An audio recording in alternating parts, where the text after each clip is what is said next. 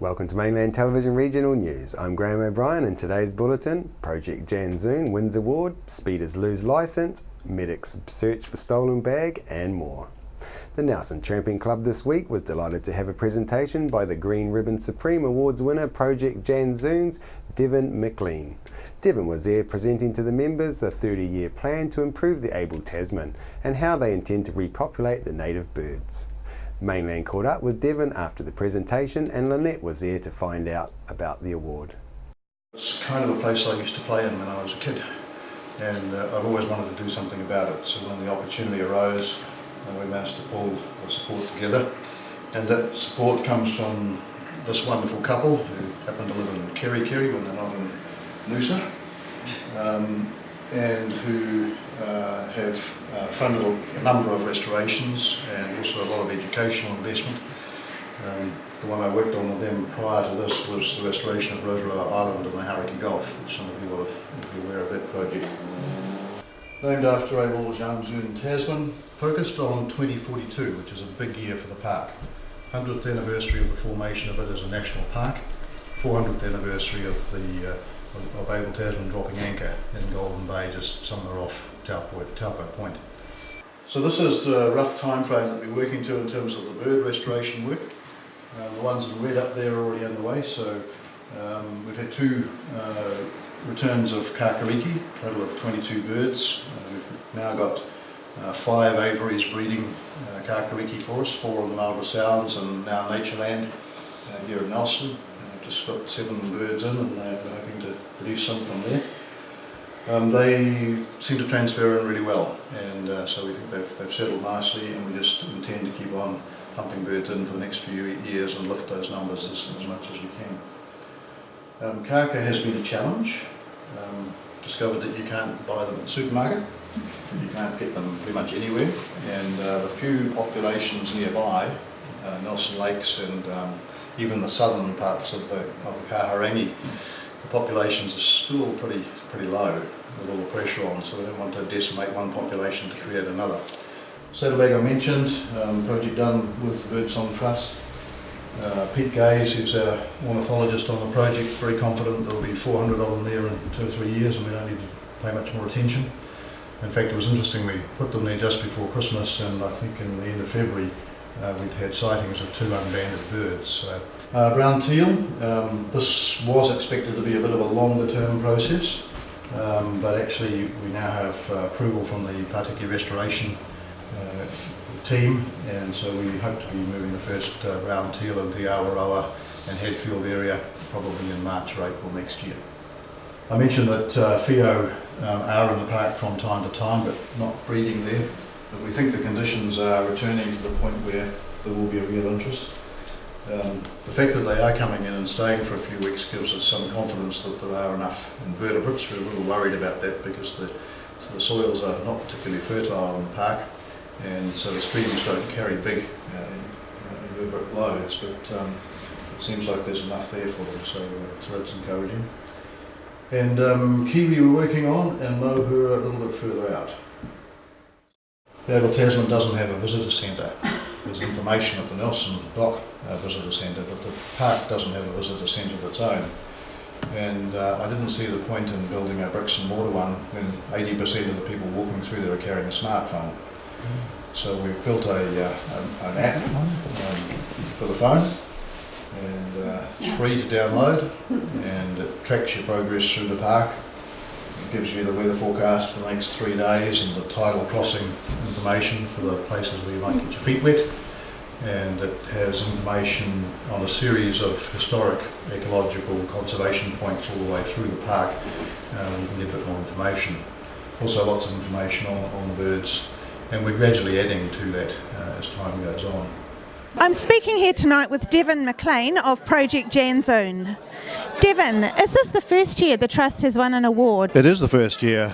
We haven't entered the Trust's work in the award process before, but we're very delighted to have been successful. That's great. What does it mean for the Trust? I think it's just fantastic to get that recognition at the national level of what we're doing, particularly in that category for us, the partnership and philanthropic partner area, because we're one of the leading projects there, and one of the things we're trying to do is create models that other philanthropists will follow. Okay, and is the Trust happy with the progress that is being made in fulfilling its objectives? I think we're making good progress. I mean, you take some 2 steps forward and 1 step back from time to time, but on balance, I think we're making good progress. We're starting to secure the park, and the exciting part now is we're starting to bring birds back into the park. Oh, that's fantastic. That would be seeing the fruits of your labours and the birds and animals being restored, is that right? Absolutely, and I love it when neighbours to the park tell us that they're seeing a lot more birds around. That's a pretty good indication. And hearing them. Absolutely. That's fantastic. Tell us, how many people are employed by the Trust? I haven't actually added them up. I've got 5 on my team. Most of them are working part-time, but the work on the ground is done on contract, mostly by the Department of Conservation, but also by other contractors. So we would have at any point in time probably 20 to 30 people working on the project. Very good. It's been great to have you here at the Nelson Tramping Club speaking tonight. Where can people find out information about what you're doing elsewhere? Best place to go to is our website, www.janzoon.org, but also there's a phone app which has got quite a lot of information. So if you search the app stores, either Android or Apple, for the Able Tasman or for Project Janzoon, you'll find an app there and it gives you a lot of information. Fantastic. Thanks so much for your time tonight. Have we become complacent when it comes to putting up with crime in our neighbourhoods? One Nelson man certainly isn't, when he found himself tracking down a thief after he lost an essential piece of equipment from his home, his medical bag. Frank is not your usual St. John's medic. He has come to Nelson to live a quieter life while dedicating himself to help others. However, in doing so, an opportunist thief decided to come onto Frank's property to take a medical bag he keeps in his vehicle, causing Frank to begin his campaign to track down his lost property. He put out the call asking that people in the neighbourhood become more vigilant and observant within their immediate environment. Chrissy spoke with Frank to ask him about the stance he took and what came of it. When I came into my car on a Saturday morning, I realized, open up the bag and just want to do my what I do, and I think, there's gear missing. And first I thought about, did I do this? Friend joke, and then I realized that it was actually, no, it's serious, the stuff is gone. And this was private, acquired medical equipment, which I use in my off-duty time. Luckily not often, but I feel obliged with my profession to have this equipment with me, just in case I come across an accident. So I can use my skill and not just standing there on the cell phone and do nothing. So this is part of my profession. Anyway, so I realized the equipment was missing. And of course, the normal step is like calling the police. They took all the details, and basically from then I felt kind of, okay, that's it. What I'm going to do next, and had a little bit of a think about. And luckily my partner, she came up with an idea, hey, what about leaflets? We need to inform our neighbors. So out of this kind of brainstorm was the idea, okay, let's do something, see what's happened. So we set up a leaflet, walked around in a close neighborhood and dropped all these little things in the letter boxes and waited for basically what's happened, and surprisingly, within the next 4 or 5 hours, I had calls and I had visits from close neighbors, and they all said, hey, we had our garage broken in last week or 2 weeks ago, or we had a burglary in our house, and I catch the guy, and now we have a guard dog, or my car was broken into, and this is all very close in our neighborhood. And then I realized, suddenly out of this is not only about my case anymore, and this is about like a bigger thing, So, well, again, waiting for further developments, and then again contacting the police, and then had an appointment for an interview the next day. Just basically sit and wait. But the awareness was raised that, okay, there's something definitely going on. There's a pattern developing. There's a pattern developing, and something kind of has to be done not only on the police level, because they are busy, they are cool, and they are doing a good job in our region, as far as I know. But there needs to be done some on a different level, and which is the neighborhood level, you know, like a neighborhood watch almost. Yeah, there is something in place, and that's good, and it's all good people, and they're looking after each other. But sometimes, you know, we're getting a little bit too complacent about this, you know, like, so it needs to be refreshed, and it's not like that we want to live in each other's faces or like knocking each other's door every day. It's just of making this contact, you know, hey, this is my cell phone. If you need any help or if you see anything, just call me, you know. And then suddenly the next door neighbor on the driveway, and you see suddenly this car who actually not belongs to, and something suspicious going on, and your gut's feeling says, hey, you have a contact to call to, you know, and say, hey, in your driveway there's this car or whatever goes on. Is this okay? Simple as this, you know, just to help connect. And because I know now, you know, I know now my next door neighbors a little bit better, and I know now what to expect and what you can do, and you know, if something goes on, it's just we should not sit there and wait. You know, I had a good talk this morning, and it's nearly like, oh, the next time I buy, instead of 2 no bikes, I buy 3 and leave it outside, so the next door bad guy or whatever can take it without doing any damage. That's kind of the attitude people have at the moment, you know. So, oh yeah, it's like you hear this, you see it in the news, little bit of stolen property there. But what happens? You know, it's just an acceptance of, yeah, there is, of course, historically there is something going on, and there were always burglars, and there were always people who take advantage of our good nature. Yeah, good nature, or just simply not thinking about. You know, if you come home with the groceries and you have everything else in mind, you know, the last thing you want to think of, or you think of, is like, oh, after I put all my groceries in my house, I need to lock my car because I have medical equipment in there, and there could be a possibility that somebody goes around at night and steals it. Right. Who thinks like this? You know, like we need to stop not getting so complacent and do something, get in contact, you know, just, again, common sense, you know, like look out for each other a little bit and get to know your neighbors. Get to know your neighbors, and it's easy, it's awesome. You know, I know now we have so much nice people in our street, young couples, kids, you know, it's really a good feeling to live there in Nelson on this beautiful place, you know. That's right.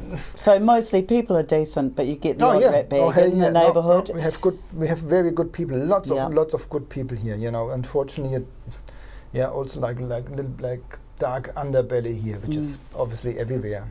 Which they maybe not bad people too, but they have like different circumstances. Sure. And that's good. That's why we have all these organizations in our community to help.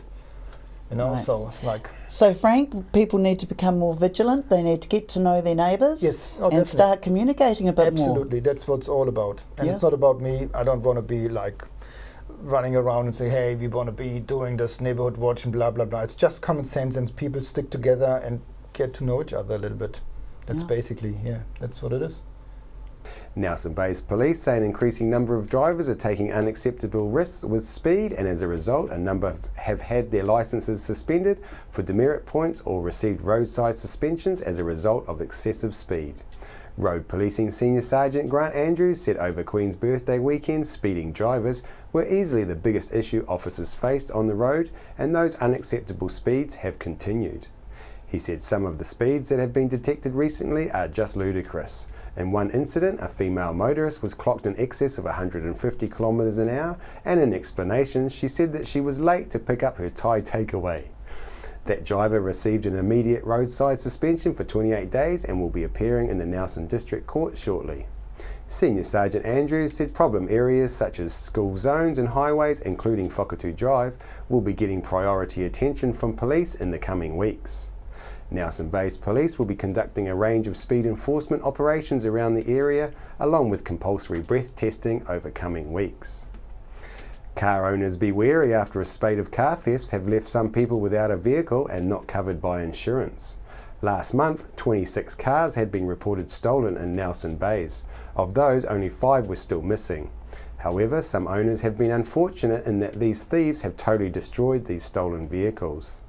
Nelson Bay's Police Response Manager, Senior Sergeant Shane Miles, said very few cars were broken into. In the majority of these cases, people have left their car unlocked with keys inside. Offenders have told police they go around trying car doors, and when they find one unlocked, they're straight in, taking anything of value, and if the owner has left the keys, they'll take the vehicle for a spin. 2 people are now in custody following a spate of car thefts in the Nelson Bays area last week. Police are seeking sightings of an outstanding vehicle from Wednesday night, a silver Mitsubishi Triton, registration BYF 210. This ute was taken from Factory Road in Brightwater. Anyone with information should call Nelson Police.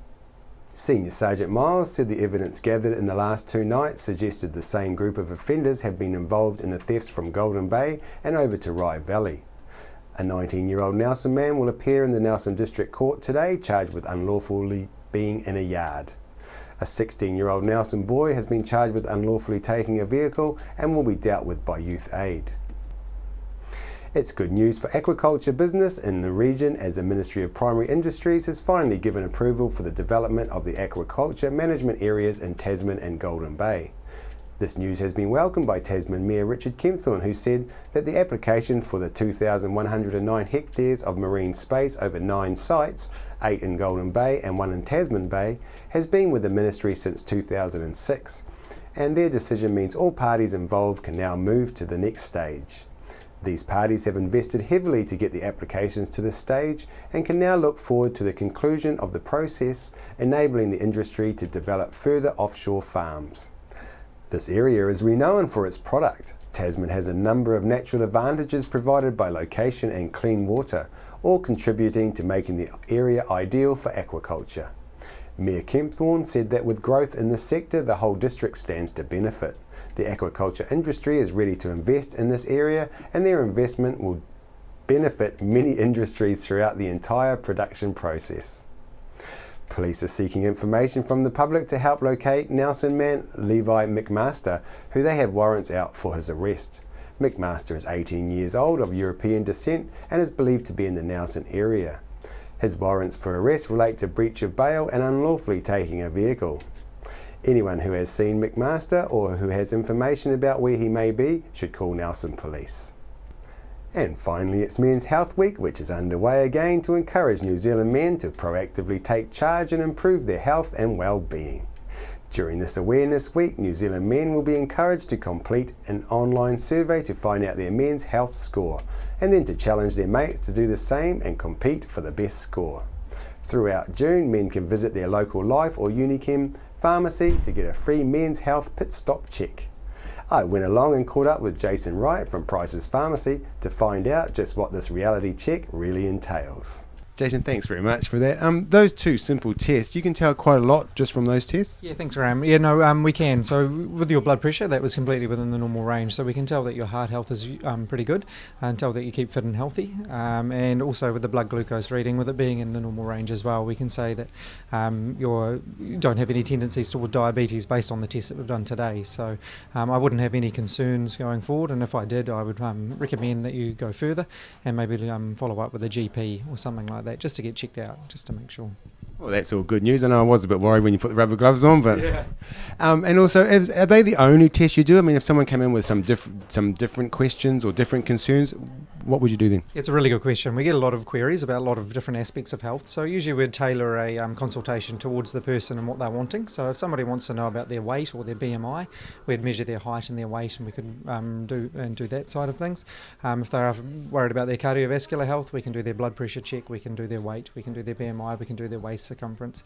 We're not going to push people into things. It's just basically what people want to know. We'll give them the information and give them something to take away so that they can think about it at least anyway. Have you had many people take up the offer of the free health check over the Men's Health Week? Yeah, so I was in Blenheim yesterday at a pharmacy, and over there we did have somebody come in just to check their blood pressure. Turned out to be all in the normal range, which is great, but it was somebody that probably is very shy of seeing their doctors usually. So it's a good opportunity for people who don't like to see their doctor that often, or if you haven't had your blood pressure done or your cardiovascular risk assessed for a while, get down to your pharmacy, have it done. It doesn't take long, and we usually are pretty easy to approach as well.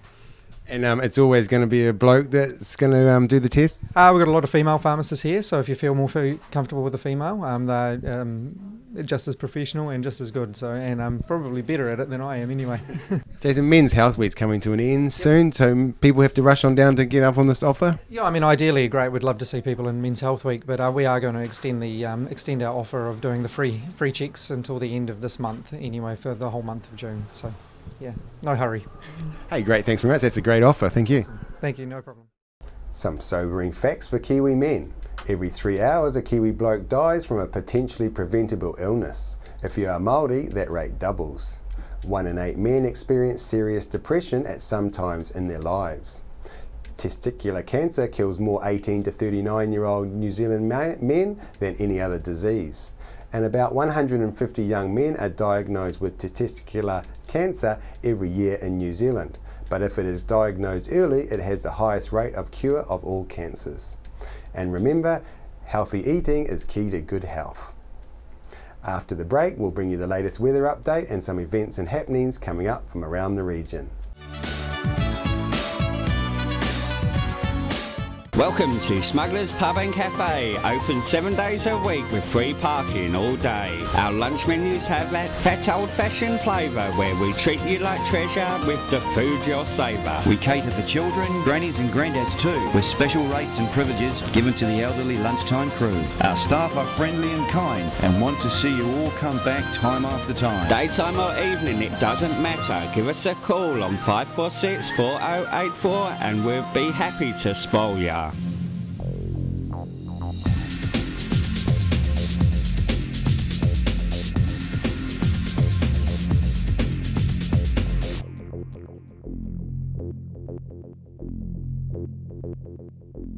I'm Francis from Nelson Auto Glass. We repair all auto glass, stone chips, windscreen replacements, scratch removal. If you have an auto glass issue, our team will sort it. Nelson Auto Glass Specialist, 84 Vanguard Street, Nelson. Hi everyone, I'm Malcolm Harris from The Facilitators. We now look after sales for mainland TV, radio, Sky and online. New Zealand On Air's latest Colmar Brunton survey confirms mainland's large multimedia audience. If you're in business or want to put a message out to everyone in the Nelson Tasman region, plus nationwide on Sky or worldwide online, please give me a call or see our website at www.mainlandtv.nz. We're the team at JCar, right here in Nelson, 120 Hardy Street. Our shop is full of electronic items, including security alarm systems, electronic components, solar and power, electronics toys,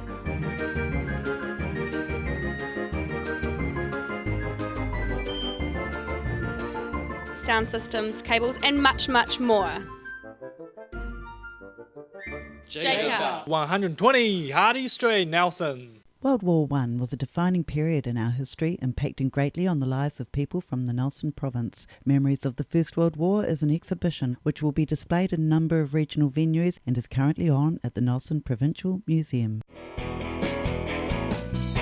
Discover the Belgrove Tavern, just 20 minutes south of Richmond on State Highway 6. A restaurant, functions, weddings, barbecue, garden bar with lots of room for kids. Come and see us.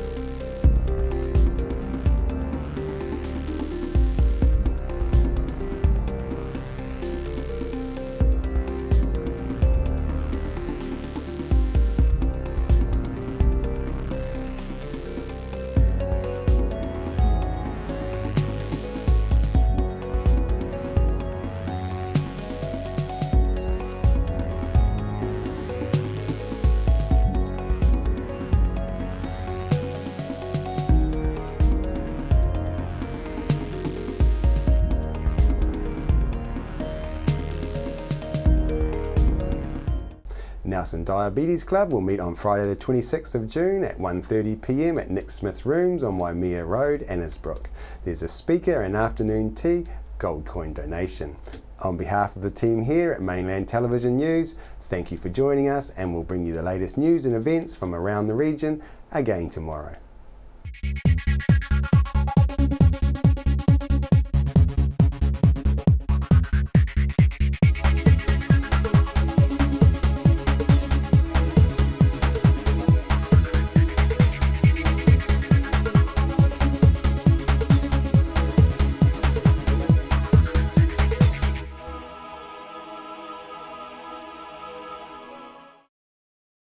Supporting local content so you can see more of New Zealand on air. Hi there, this is Paul Ego from the 2 Degrees Comedy Convoy, and you are watching Mainland TV, unless you're on an island out in the Sounds, in which case you're probably just watching some rocks and a seagull defecating on a raft. Hi, my name's Ian Mortimer. Mortimer Auto Upholstery is your one-stop shop for all your upholstery needs. We do car and boat interiors, boat canopies, ute tonneau covers, canvas and PVC fabrication. Call in and see us in Oxford Mews, 72 Oxford Street, Richmond. Are you looking for a scooter, walker, wheelchair, baby seats or pushchairs? Then come in and see the Nelson Region Specialist at Mobility for You, 269 Queen Street, Richmond, opposite the library. We have a huge selection of scooters, walkers, wheelchairs and accessories, along with a free booklet guide. We also provide a breakdown service if you ever get a puncture or a flat battery. We have fully equipped service vans to rescue you. Hi, I'm Robin Jordan, and I invite you to call in and see the friendly team at Mobility for You, 269 Queen Street, Richmond, opposite the library. Why would you want to pay as much as $1,000 for a single bed mattress when you can buy a high quality locally made mattress like this for as little as $220? And a queen size mattress could cost you in excess of $3,000, but at Nelson Beds you could have a mattress like this as low as $425. So why would you go out and spend a fortune on your child's bedroom when you can come to Nelson Beds and buy a complete single mattress and base set, a 7-drawer Scotch chest, a headboard and a 3-drawer bedside cabinet for as little as $979? So call and discuss our custom manufacturing options and local after sales service at Nelson Beds, Nelson's only bedding manufacturer. Rats, stoats and possums are killing our native birds and reptiles. You can stop this tragedy. The Brook Waimarama Sanctuary is building a pest-proof fence which will allow native wildlife to flourish and spread into our lives. Help us preserve our native wildlife. Your support is needed now. You can personally or as a group sponsor a fence post for as little as $100, including the legacy of a personalised plaque. Go to thebrooksanctuary.org or give us a call. And be part of this exciting community project. The Brook Waimarama Sanctuary, returning nature to the Nelson region. Hi, I'm John Crouch from Crafer Crouch Construction. We're general contractors here. We specialise in drainage, earthworks, concrete, gravel supplies. We have our own mobile crushers. So for all your contract requirements, call us on 5783 475 Blenheim or in 5736 119 Picton.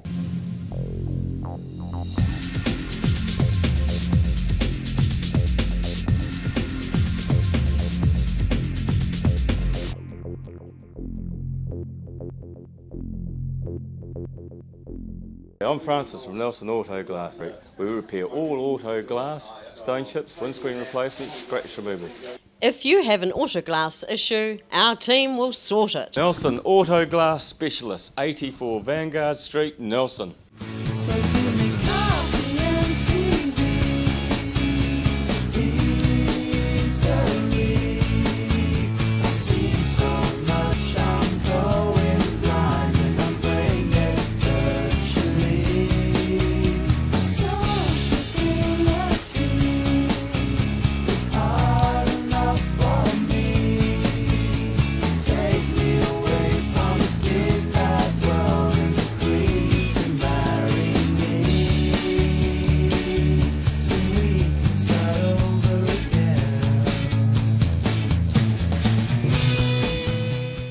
Hi, my name's Ian Mortimer. Mortimer Auto Upholstery is your one-stop shop for all your upholstery needs. We do car and boat interiors, boat canopies, ute tonneau covers, canvas and PVC fabrication. Call in and see us in Oxford Mews, 72 Oxford Street, Richmond. Discover the Belgrove Tavern just 20 minutes south of Richmond on State Highway 6. A restaurant, functions, weddings, barbecue, a garden bar with lots of room for kids. Come in, see us.